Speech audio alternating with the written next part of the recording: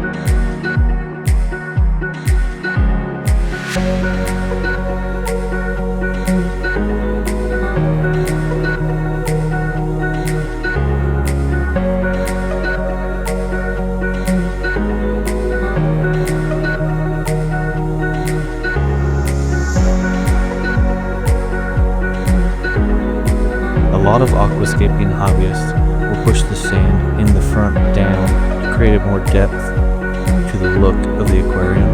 I don't really always follow that rule. It's all up to you if you want to bother yourself with that. Make it what you want it to be. Don't concern yourself necessarily about the rules itself. Every time someone talks about one rule in the aquascaping world, you'll find somebody else kind of breaking that rule and still making it look incredible.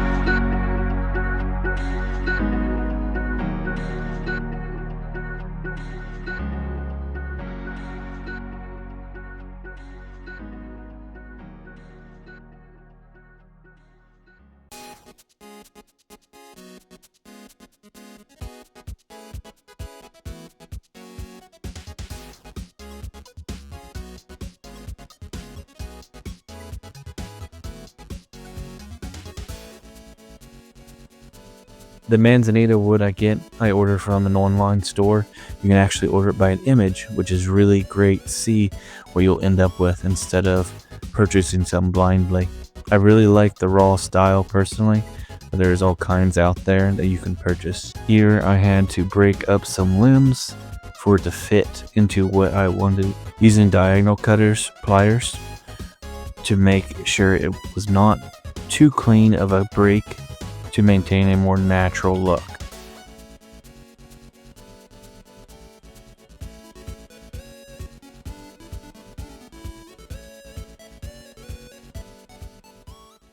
Because it was more of a natural style, I am using a wide range of aquarium plants, stems, epiphytes, rosettas, such as java fern, boose, brownie, crypt parva, trident fern, which I plant later off camera, dwarf hairgrass, anubis, barteri, and some rotala orange juice and rotala green. Any of the epiphyte plants, I try to use the Hardscape to hold them. However, you'll see in some cases you'll also need to use super glue, the gel style, to hold them down to a rock in order for them to stay in place.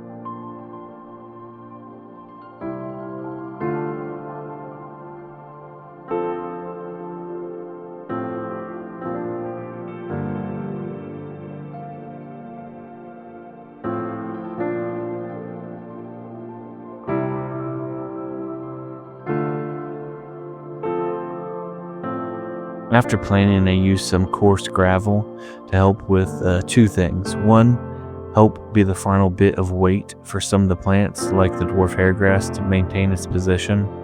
And two, to smooth out those hard transition lines, giving the scape a simpler touch of nature to it.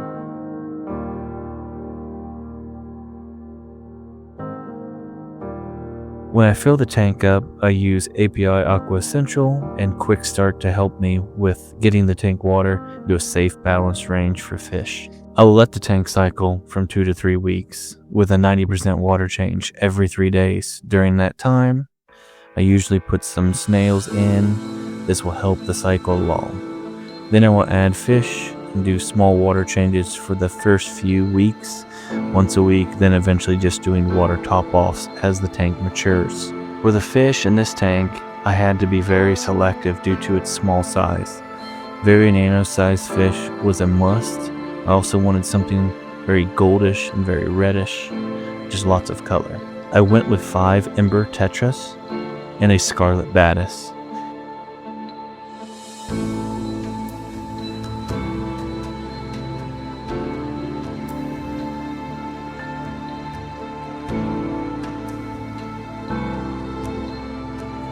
I have a question for everyone. What is your favorite nanofish, or what nanofish would you put in this tank if it was yours?